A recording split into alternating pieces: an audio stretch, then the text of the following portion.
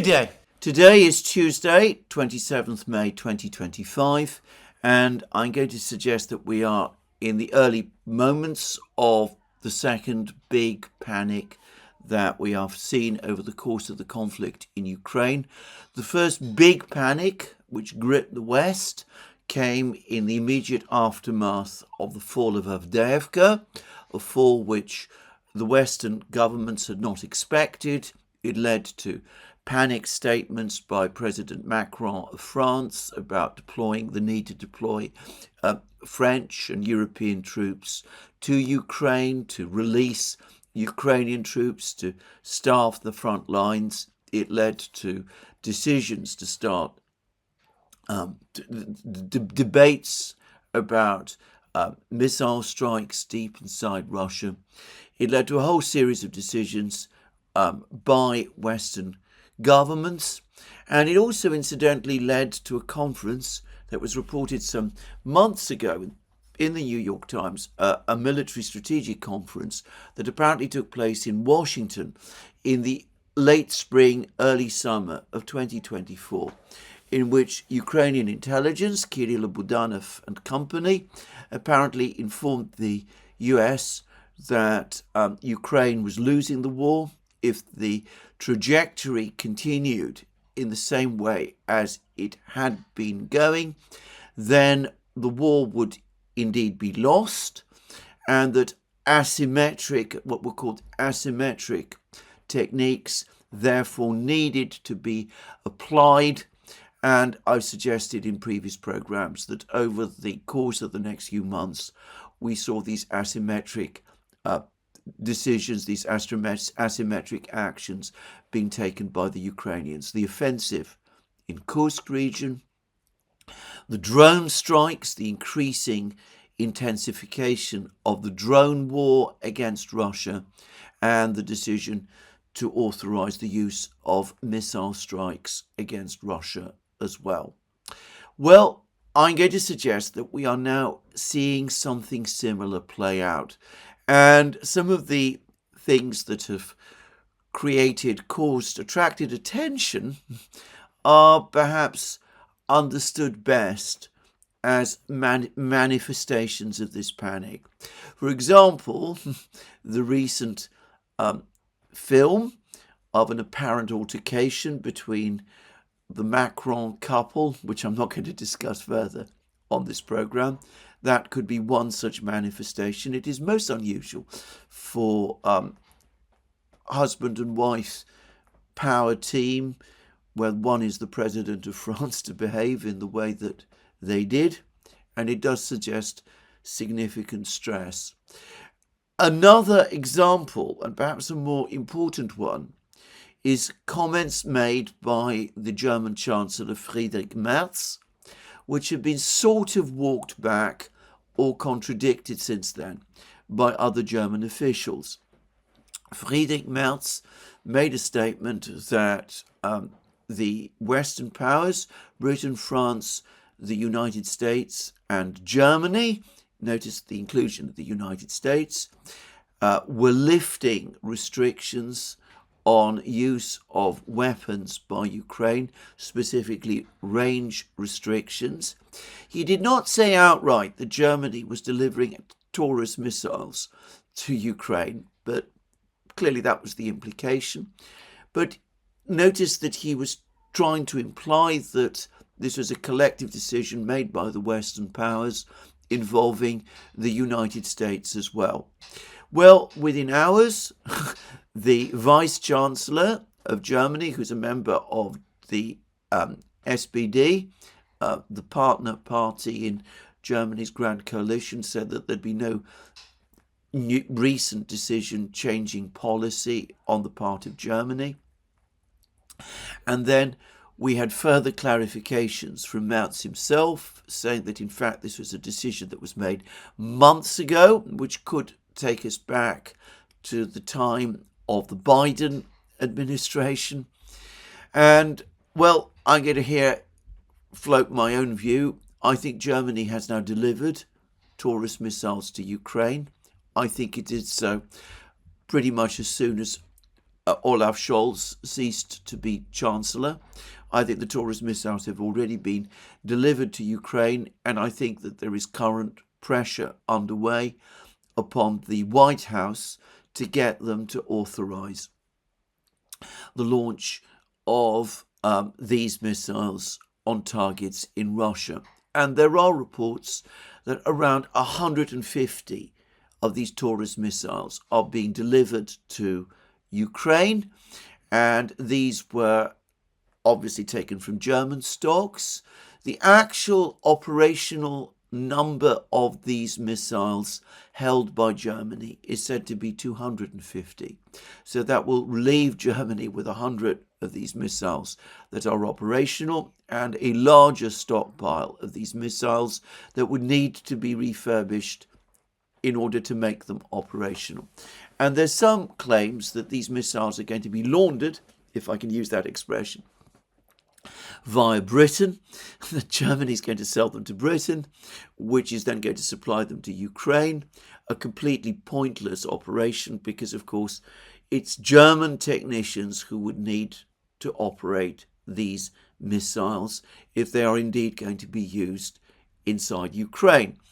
And the United States has already pointed out that Taurus missiles use American-made components, and that it's American software that would need to be used in order to conduct strikes inside Russia.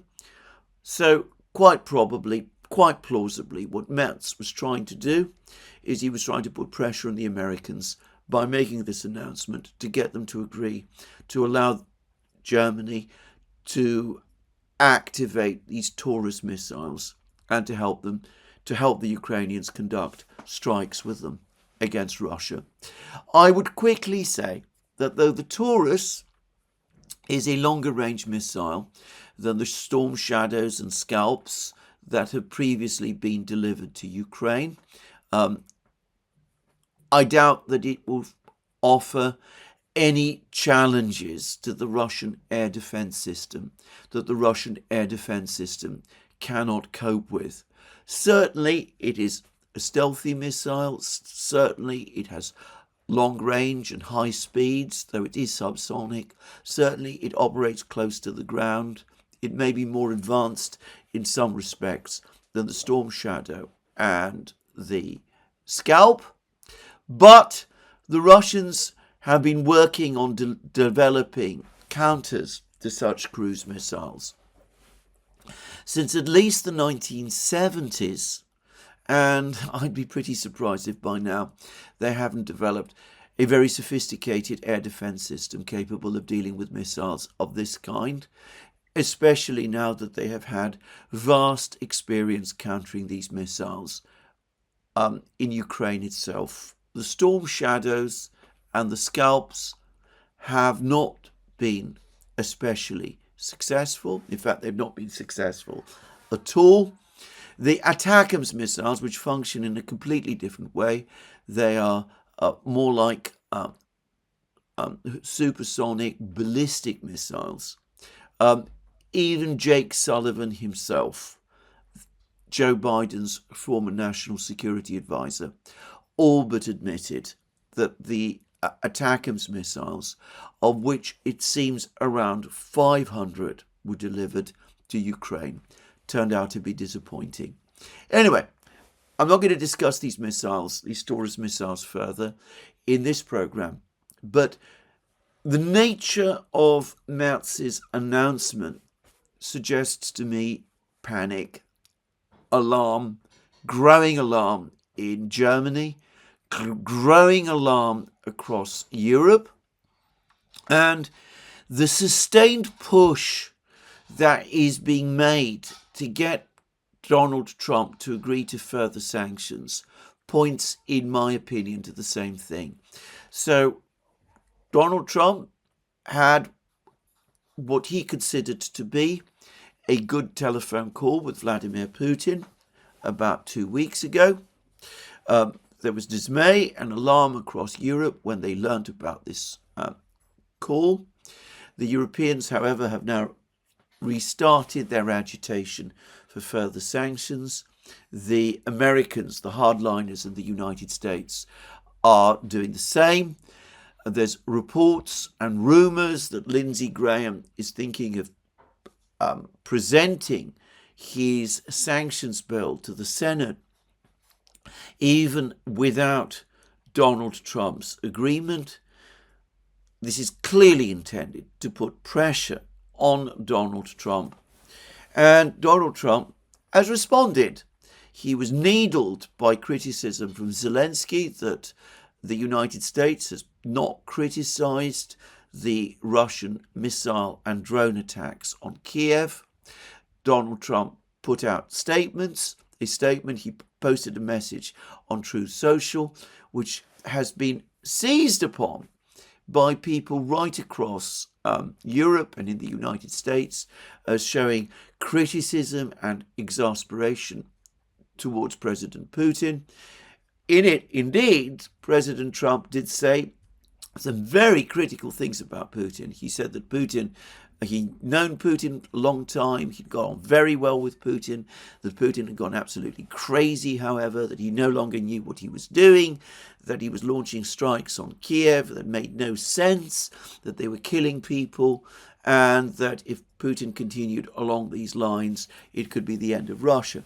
But what people didn't mention also is that Trump then went on to criticize President Zelensky in almost equally sharp terms. He said that everything that Zelensky says that is counterproductive, that Zelensky basically needed to shut up, that Zelensky's comments were most unhelpful. And then, of course, Trump then finished by saying that all that he was trying to do was end the war to save lives, and this war wasn't his. He hadn't initiated the war in any way. Had he been president from 2021, the war would never have happened, and that it's Vladimir Putin's war and Vladimir Zelensky's war and also Joe Biden's war, but not Donald Trump's war. Anyway, so it was actually an example of Trump obviously needled by criticism that he'd not criticised the strike on Kiev, coming out and making, if you like, equivalent criticisms of both Putin and Zelensky. But of the media class, the commentariat, the Europeans, people in the United States, seizing on his words of criticism of Putin himself to restart this tiresome, recurring narrative that we hear trotted out week after week, month after month, about how Trump is supposedly finally losing patience with Putin, that he has finally seen through Putin, that he's going to suddenly become tough on Putin, and that he's going to become tough on authorizing sanctions on Putin and on Russia in order to force Russia to the negotiating table. And sure enough, we're now getting leaks in the Wall Street Journal that perhaps in order to preempt Lindsey Graham, Donald Trump is indeed now considering sanctions, the ridiculous banking sanctions against a country whose entire banking system has been cut off completely from the Western financial system, that the banking sanctions have been dropped, but some other sanctions are going to be introduced. Who knows what those sanctions are going to be? But to repeat again, I get the sense that Donald Trump's heart isn't really in on this. And apparently there was a meeting between US and European officials to discuss tougher sanctions enforcement. And that meeting apparently fell apart. There was no disagreement on what could be done. I suspect that what happened is that over the course of that meeting, it became clear that tougher sanctions enforcement would ultimately bring a total stop to world trade and is really unachievable. Anyway, all of this in my opinion, is a manifestation of panic, a sense that things are going seriously, very, very badly wrong with Ukraine. And why is this happening? Well, I'm going to suggest a number of reasons. Firstly, I think the penny has now finally dropped right across the collective West, in the United States, with Donald Trump, with the Europeans, that this mighty effort we have seen since January to browbeat, bully, seduce, influence the Russians to agree to a temporary ceasefire that would freeze the conflict and prevent Ukraine being ground into dust, that mighty effort has failed. The Russians have refused to be bullied, bribed, or intimidated into agreeing to a ceasefire. All of the attempts to sweet talk Putin into agreeing to a ceasefire have failed. Putin has consistently said that he is not interested in an unconditional ceasefire intended to lead to a freezing of the conflict. He wants a final settlement of the conflict. He set out his terms last year at his speech to the Foreign Ministry on the 14th of June 2024. He's not intimidated by the sanctions. In a meeting which I think took place in the Kremlin, he actually told officials and participants that they should not let themselves be frightened by all this talk of sanctions. Sanctions are here to stay. They will always remain in place. Russia has learnt to live with them and to adapt to them, and it will continue to do so. And sanctions and talk of sanctions should not affect Russia's decisions.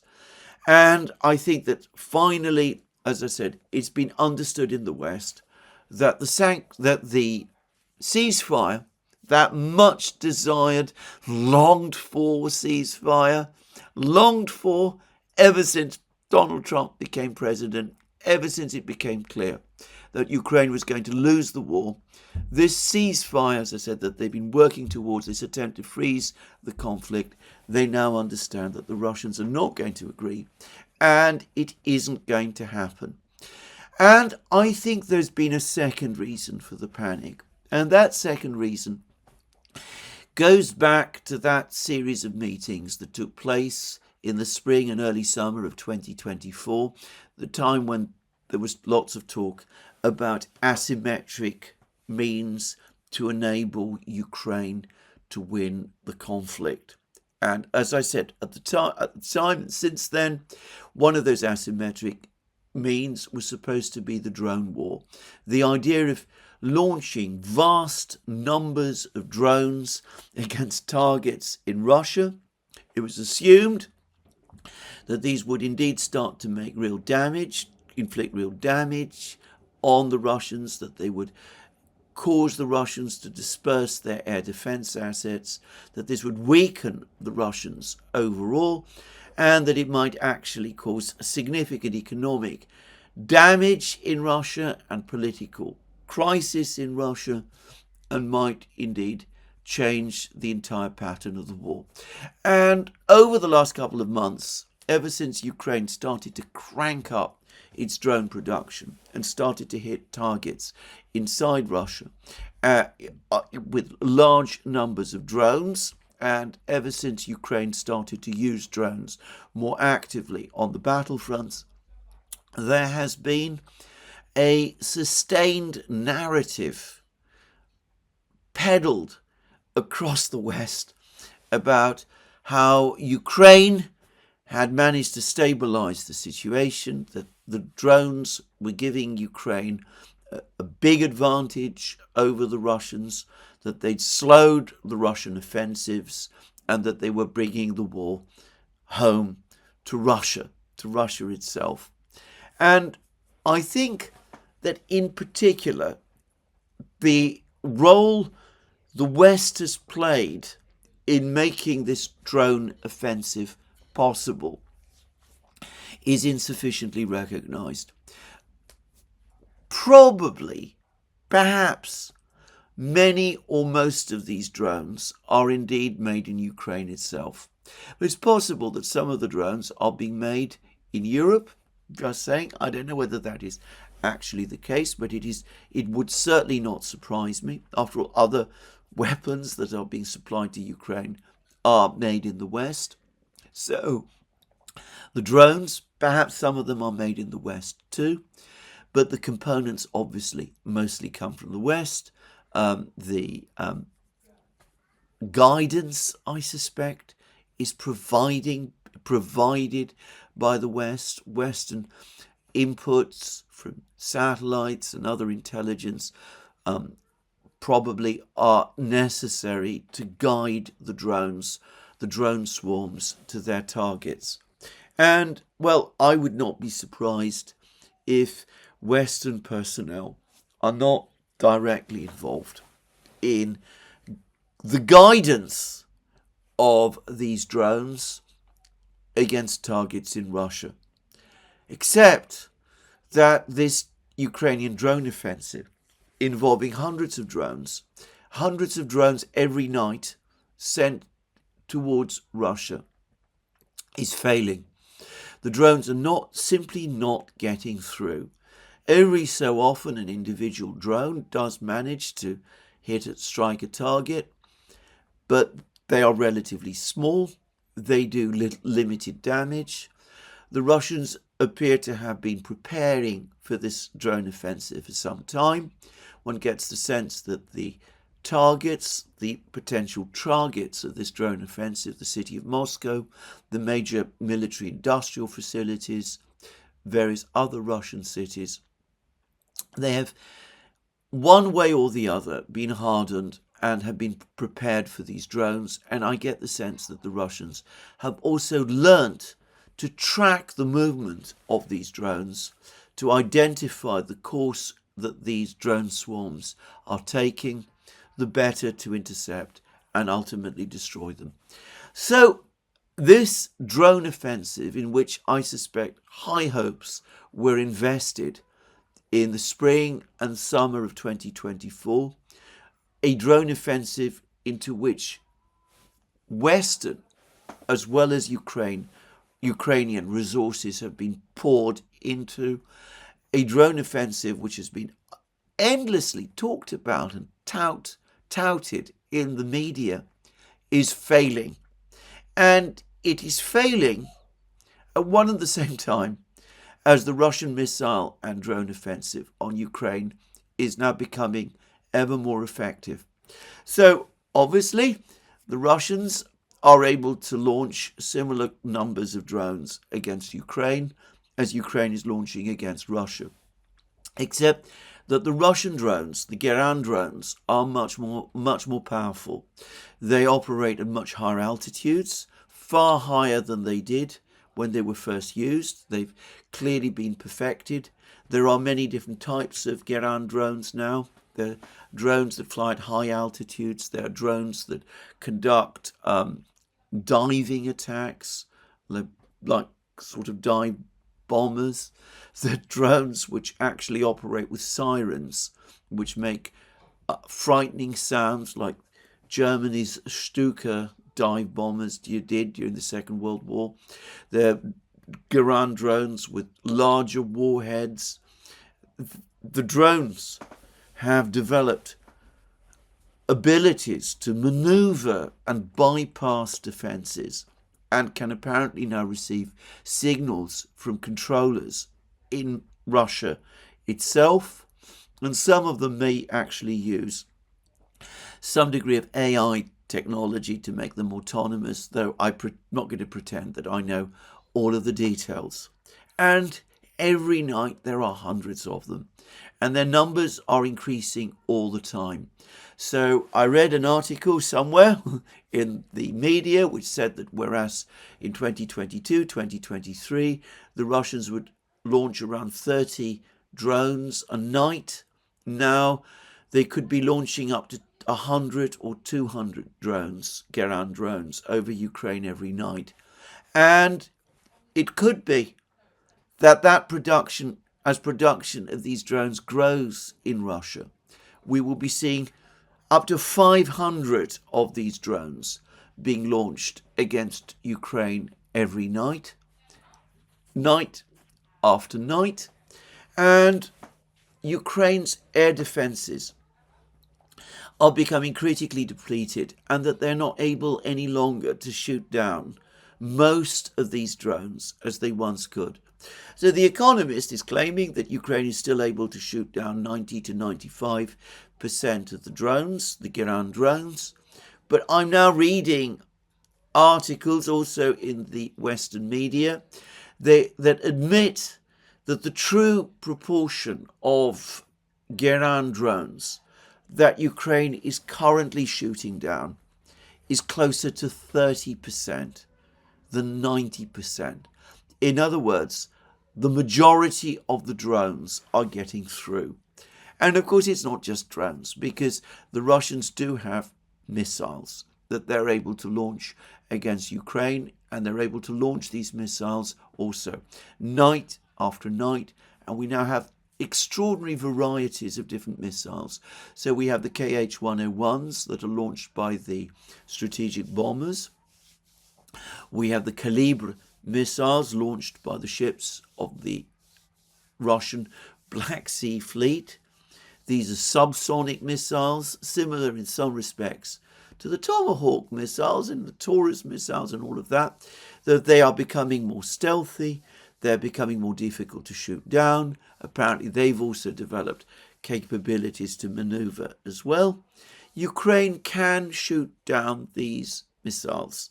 There's film showing what is said to be a Hawk air defense missile shooting down a Russian KH-101 missile. But there are other missiles that Ukraine cannot shoot down. And there are now admissions, again in the Western media, that to the extent that Ukraine was ever able to shoot down Iskander ballistic missiles, those capabilities have gone. Russia is able to launch Iskander M missile strikes across Ukraine. And the range of these missiles appears to have grown. Some of them, by the way, may be North Korean missiles. It's been debated. It's probably true. I don't know what proportion of these missiles is Russian, what proportion is North Korean. If they are North Korean, it's probably the case that the Russians have adapted and improved them. But anyway, ballistic missiles are now able to hammer Ukraine, again, night after night, and the Ukrainian air defences are unable to counter them. And of course, there's also the hypersonic missiles. We've been hearing rather less about these, but of course they do exist. The stockpiles are growing all the time. The Kinjal and the Zircon, and lurking in the background, there is their mighty brother, the Oreshnik.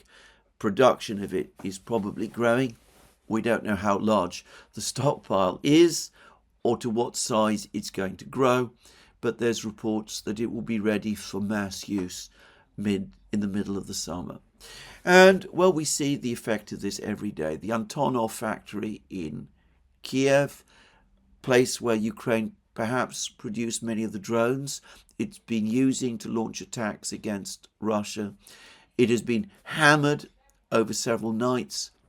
And we're starting to get people like the rather capable spokesman of Ukraine's air defense system, Yuri Ignat, gradually admitting that Ukraine's air defense system is now starting to break down. And it's that gaps in coverage are increasing, and that there are insufficient numbers of missiles, interceptor missiles, to deal with all of the Russian missiles that are coming and drones that are coming in. So we're told that the SAMP missiles supplied by France and Italy have run out. The Crotale missiles supplied by France have also run out. We're told, I read somewhere, that Italy no longer has any more interceptor missiles for this system, which it can supply, and France has only small numbers of these missiles.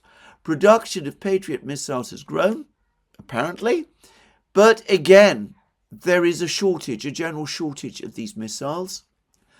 The United States, as US Secretary of State Marco Rubio recently acknowledged, no longer has Patriot missiles to spare.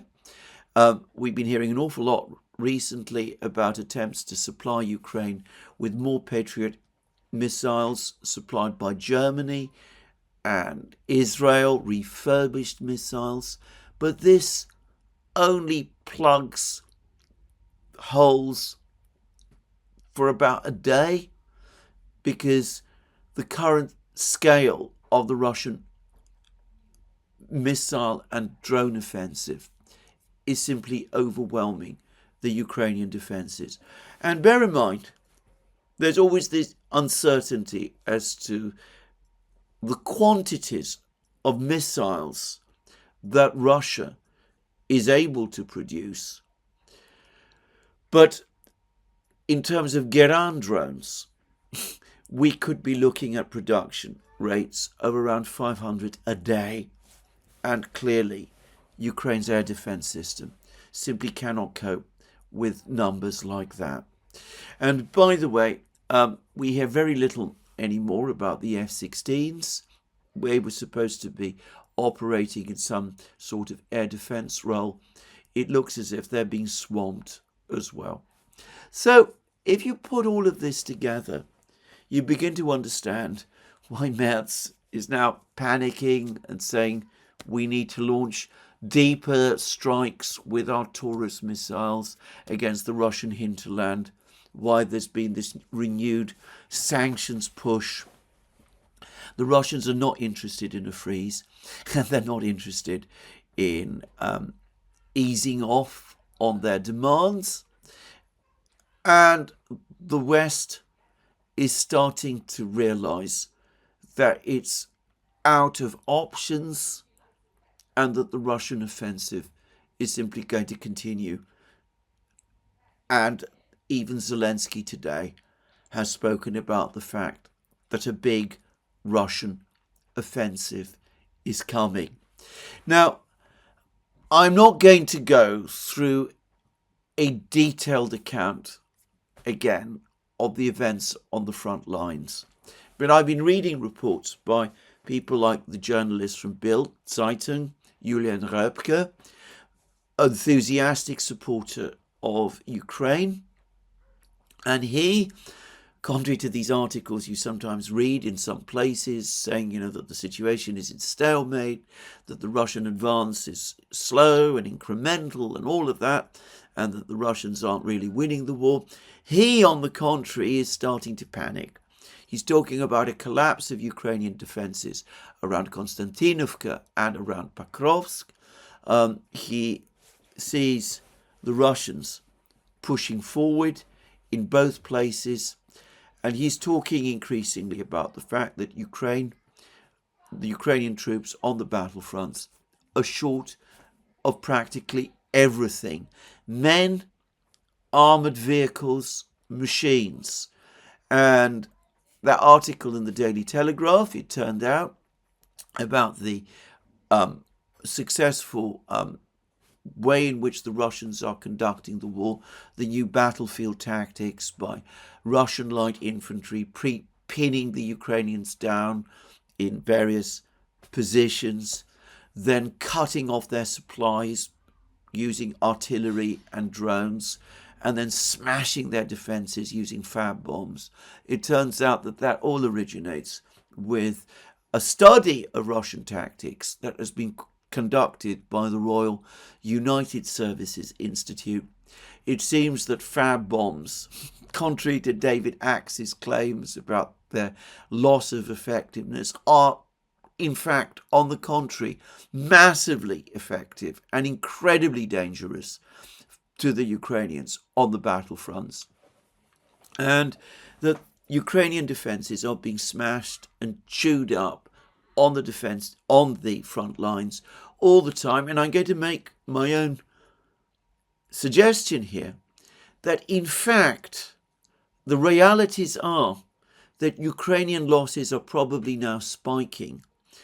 And I'm going to make a further guess, and this to some extent now goes against the media's own claims.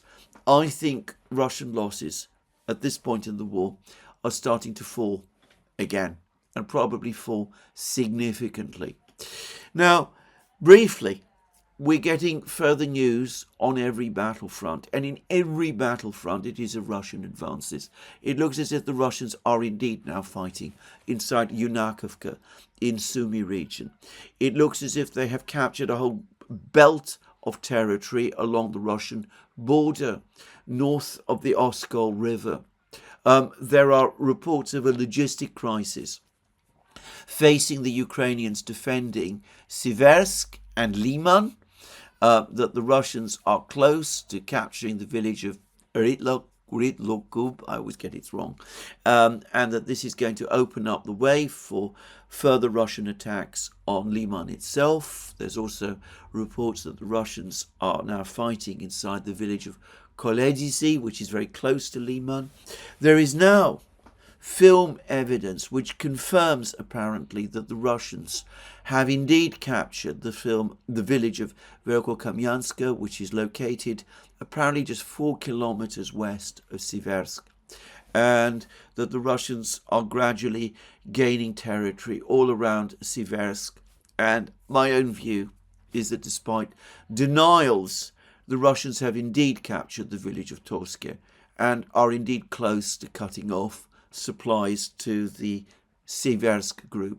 So in that area of northern Ukraine, it is one crisis after another. And I gather that there's been more film, I haven't seen it, showing Ukrainian drone attacks on Russian positions in Volchansk, north of the Volcha River, which again reinforce my own belief that the Russians are in effective control of the entirety of Volchansk, north of the Volcha River, and that we could be seeing a Russian offensive to clear the remainder of Volchansk, south of the Volcha River, fairly soon. But the real big crisis is coming in the Konstantinovka and Pokrovsk area. And I spoke, I think it was 2 days ago, about the Russians establishing a semi-cauldron of the Ukrainian forces south of Konstantinovka, following their capture of the village of Zarya. Apparently they've now captured Zarya. At that time when I spoke, they'd only captured part of that village, but also the entire village of Romanovka. It now seems that this cauldron is going to be supplemented by a further capture, is in the process of being supplemented by a further capture of territory to the north of this area where this cauldron already is. So you could be seeing another cauldron inside the cauldron, in effect. It seems that several battalions of Ukrainian troops are now in very, very serious risk of being encircled. And the options to retreat to Konstantinovka itself have been lost, and some kind of disaster is unfolding there. And in the Pokrovsk area, it looks as if the Russians have successfully completed their fight for the village of Malinivka to the east of Novoekonomichny, that they've pushed north from Malinivka, that they've captured other villages to the north east of Malinivka, and they're in the process not just of encircling, or at least preparing for the attack of the key village of Novoekonomichny, essentially a suburb of Mirnograd and Pokrovsk, to the east of Mirnograd and Pokrovsk, but that they're already actually starting to position themselves where they could threaten communications and supplies being sent to Pokrovsk itself. In fact, it looks as if the situation of the Ukrainians in Pokrovsk is now becoming extremely grim, and we could even find ourselves in a situation that might even start to resemble Mariupol, where 2 brigades of the Ukrainian army in effect became trapped and were forced into surrender when Mariupol was entirely encircled by the Russians earlier in the war in 2022.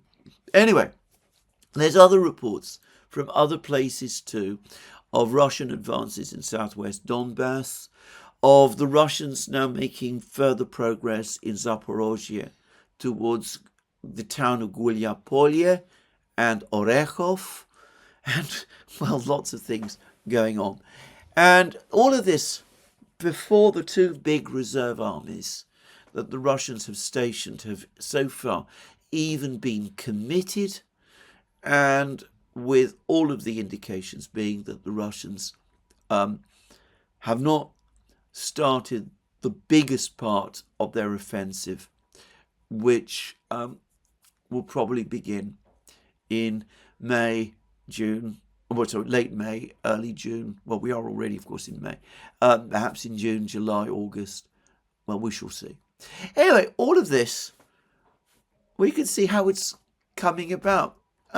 Every so often, whenever there's a quieter period in the war, and there's never completely quiet periods of the war, and there's never been a time since the failure of Ukraine's own big offensive in 2023, by the way, when the Russians have not been advancing somewhere.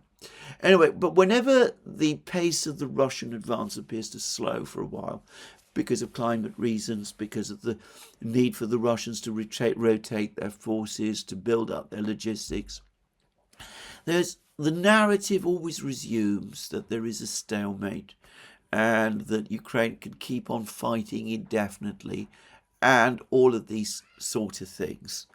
And then the Russian offensive gets going, and then the panic starts. And we are, or so it seems to me now, back at that point when the panic is again starting to take hold. And I'm going to make a prediction, which is that over the next week or 2, we will see the panic grow. And there will be ever more extreme demands for things that the West should do. Demands that even more sophisticated weapons be sent to Ukraine, though there is now, I think, a growing crisis in terms of weapons that can be supplied to Ukraine over the next proximate period, because stockpiles have already been so depleted. As I said, Italy is without apparently air defense missiles. Britain is without self-propelled howitzers. Germany has run out of weapons, and its army, its military, is less supplied with weapons than it was in 2022. The United States, even the mighty United States, is finding that it has to devote production to supplement its own inventories of artillery shells. There's a general shortage of air defense missiles. But anyway, look forward over the next few weeks for demands that more advanced fighter jets be supplied to Ukraine, that Western air forces consider no-fly zones over Ukraine, things of that kind, even as the situation deteriorates, and mounting pressure on Donald Trump to try to get him to go for the massive sanctions against Russia. Senator Rand Paul has already pointed out what a completely disastrous thing for the United States it would be if Lindsey Graham's bone-crunching sanctions were in fact ever imposed, that the party that would suffer from them would be the United States and the West, less so Russia itself. So there we are. That is where we are. Now, of course, just to repeat again, it's a point I make in program after program. There are always options. Donald Trump, to his credit, has sought to pursue them. Ever since he became president, he has made a serious effort to try to establish a dialogue with the Russians and to find a negotiated solution, at least to end the fighting, if not to end the war. He has faced contrary pressure from Europe every inch of the way. Whenever he's attempted to speak to the Russians, whenever he's called Putin, whenever his negotiators have met with Russian negotiators, the cry goes out across Europe that this is a mighty betrayal of Europe and of Ukraine, and, well, it's wrong that Trump should be doing this. The only thing he should be seeking is an agreement by the Russians to stop their advance, with no other concessions made to the Russians at all, and with the implication that that advance will be rolled back at some point in the future as well. That is the only terms upon which the Europeans, the Ukrainians, people like Mr. Aaron West Mitchell in the United States, ultimately General Kellogg himself, seem prepared to bring the war to a stop. And they've run into the fact that the Russians obviously are not going to agree to that. It was obvious that the Russians would not agree to that. And there are no realistic options whereby the Russians could be brought round to agree to that. This is something on the Duran we've been hammering away, trying to get people to understand, well, basically ever since the collapse of the original Istanbul talks back in April 2022. So we are being brought closer to that point of crisis, and, well, the point of crisis, which is completely foreseeable all the way back in April 2022, because people insisted that Russia is the gas station masquerading as a country, that it has no scientific or industrial base whatsoever, that it's a house of cards you only have to blow at and it will come tumbling down, that the Russian army is made up of incompetent and corrupt generals who and the soldiers have to fight with shovels and all that kind of nonsense. We've had all of these endless narratives, and they're now leading us to this point where, as I said, the decision has to be made.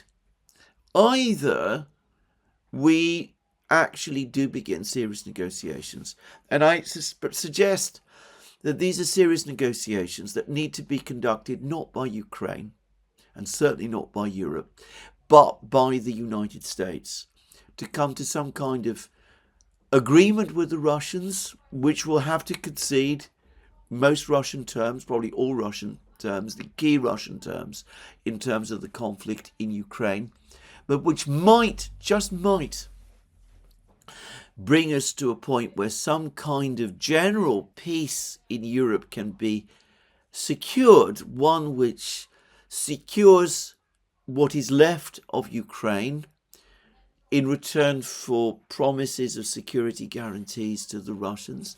Difficult to get the Russians to agree to this, but Putin still seems open to that idea, and perhaps it can be negotiated, and it can be brought about.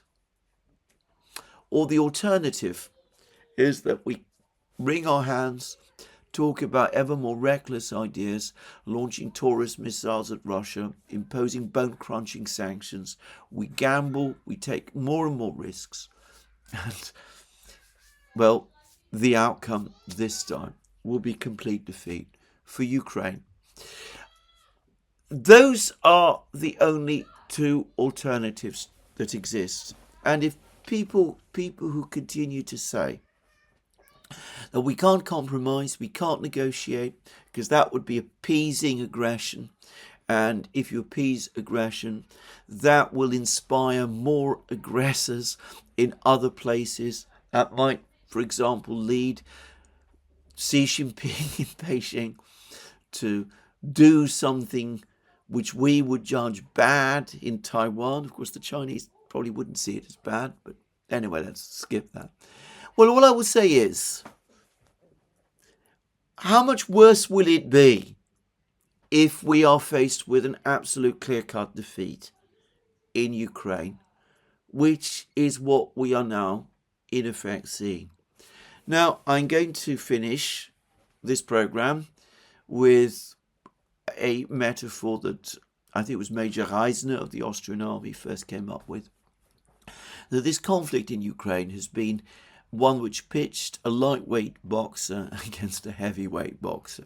And initially, because of his nimbleness and skill, the lightweight boxer was able to land some blows. But the longer the fight continued, the power and weight of the stronger, bigger, more powerful boxer inevitably would begin to tell. And that is what we are seeing. We got a precursor of that, a big precursor of that, in the summer of last year. And today, we can already see that the blows the Russians are landing on Ukraine are getting stronger and mightier all the time, whilst the Ukrainians, by their own admission, short of men, short of machines, their air defense system breaking down, their economy, as their own former commander-in-chief, Valery Zaluzhny, admitted, in a catastrophic condition. They cannot take this indefinitely, or probably even for much longer. Daniel Davis, Lieutenant Colonel Daniel Davis, made this very point in a recent article which appeared in 1945, and he is right. So, either you support negotiations with the Russians, conducted, as I said, it has to be by the United States. I cannot see who else can conduct them, except a peace in Ukraine on Russian terms, or you go down to total defeat with all the consequences that will follow. That is the reality we are confronted with today. Sanctions, Taurus missiles, all of that, not only cannot change anything, on the contrary, they will only make our own situation worse. Well, this is where I finished my program today. There'll be more from me soon. Let me remind you again, you can find all our programs on our various platforms, Locals, Rumble and X. You can support our work via Patreon and Subscribestar. Links under this video. Please remember, if you've liked this video, to tick the like button and to check your subscription to this channel. More from me soon. Have a very good day.